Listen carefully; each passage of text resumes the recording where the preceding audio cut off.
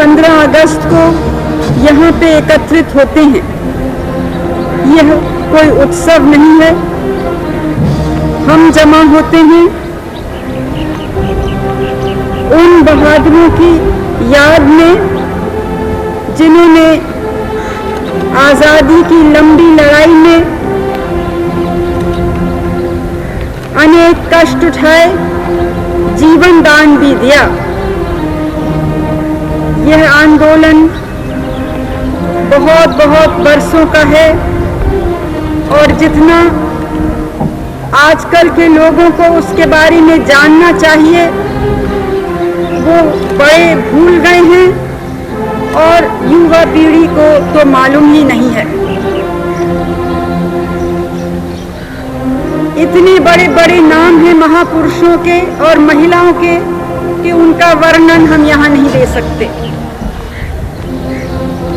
लेकिन उदाहरण के तौर पर कुछ लेती हूँ, केवल ये मिसाल देने कि कैसे भारत के हर कोने से हर धर्म के लोग उसमें शामिल थे। तिलक, दादा भाई नौरोजी, दिल्ली के डॉक्टर अंसारी, तैयब जी साहब, अनेक ऐसे तो एक पुष्ट के लोग थे। फिर आए भारत में लौटे महात्मा गांधी और आज़ादी के रास्ते ने एक नया मोड़ लिया जिसमें केवल बुद्धिजीवी और बड़े बड़े लोग नहीं, लेकिन सारे देश के किसान, मजदूर, युवा पीढ़ी और सभी लोग उसमें साथ हुए। हम क्यों इस लाल किले पे आज झंडा चढ़ाते हैं? ये कोई आज़ादी का प्रतीक नहीं है, पुराने ज़माने का प्रतीक है। लेकिन नेताजी सुभाष बोस ने नारा दिया कि जब हम स्वतंत्र होंगे तो लाल किले पे तिरंगे को हम उड़ाएंगे।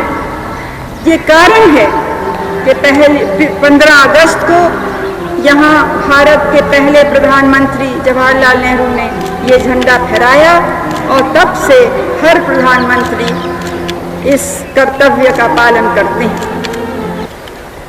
झंडा फहराया गया, उसके पहले इस लाल किले में 3 हमारे बहादुर गिरफ्तार थे। वो हमारे रास्ते से नहीं चल रहे थे, उनका कुछ दूसरा रास्ता था, लेकिन उन्होंने भी आज़ादी के चाह से, प्रेम से सब कुछ छोड़ने को, त्यागने को तैयार हो गए थे। वो भी शाहनवाज खां को तो दिल्ली के लोग अच्छी तरह से जानते हैं, एक मुस्लिम, प्रेम सहगल और ढिल्लों। कोई हमने उनको नहीं चुना, कोई विदेशी हुकूमत ने उनको नहीं चुना, लेकिन तब भी इत्तेफाक से 3 धर्मों के लोग वो थे। मैं ये बात इसलिए कह रही हूँ घड़ी घड़ी कि हम समझें कि ये देश आज़ाद कैसे हुआ। आज़ाद हुआ क्योंकि सब धर्म के लोग, सब भाषा के लोग, सब प्रांत के लोग, सब जाति के लोग एक थे। एक ध्येय था, भारत को स्वतंत्रता मिलनी है। स्वराज्य हमारा जन्म सिद्ध अधिकार है। आज हमारे सामने कुछ दूसरे प्रश्न हैं। उस वक्त एक बड़ी चीज हमारे पास नहीं थी और उसके लिए लड़ना था। आज उस स्वतंत्रता को सुरक्षित रखना है और वो लड़ाई, वो चेष्टा, प्रयास उससे कुछ कम नहीं है। जो उस समय हमारे सामने बांधे आते थे, रुकावटें आती थी, खतरे थे, धमकी दी जाती थी, वो सब चीजें दूसरे रूप में, दूसरे प्रकार से हमारे सामने, हमारे चारों तरफ हैं। कुछ लोग कहते हैं कि जब मैं खतरे की बात करती हूँ तो लोगों का देश के भीतर के प्रश्नों से ध्यान भटकाना चाहती हूँ। इससे बड़ी गलतफहमी हो नहीं सकती है, क्योंकि देश के आज के जो कष्ट हैं, जो हर एक वर्ग के कठिनाइयां हैं, अगर उनसे हम परिचित नहीं रहते हैं, अगर उन समस्याओं का समाधान नहीं करते हैं, तो हम देश को कैसे मजबूत रख सकते हैं। आज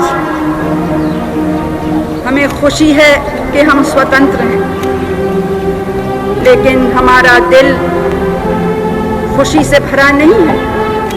हमारे दिल में अत्यंत दुख भी है, चिंता भी है। दुख है कि हमने अपने इतिहास से सबक नहीं सीखा।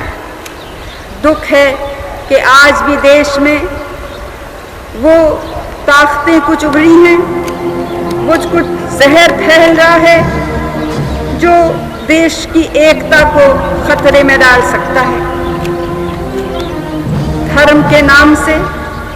लेकिन मैं याद दिलाऊंगी कि जो कौमी दंगे होते हैं, जिनमें बहुत से मासूम बेगुनाह लोगों की जानें जाती हैं, माल नष्ट होता है, उनकी कौमी शक्ल जरूर है, लेकिन उसमें राजनीति भी होती है, उसमें आर्थिक कारण भी होते हैं, कुछ मन का छोटापन और कमीनापन भी आ जाता है कभी कभी।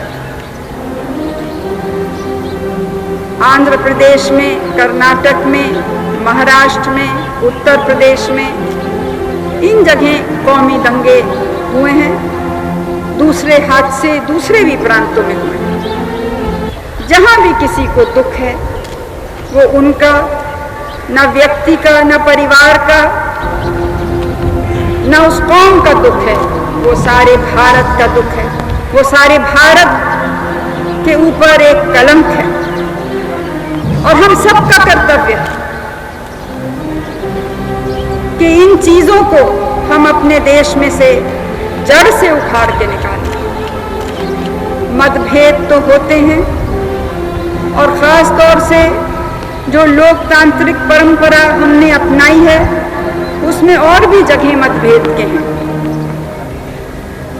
लेकिन इसके माने नहीं कि हम उनके ऊपर नहीं उठ सके। राजनीति, पार्टीबाजी, या जो दूसरे एक दूसरे के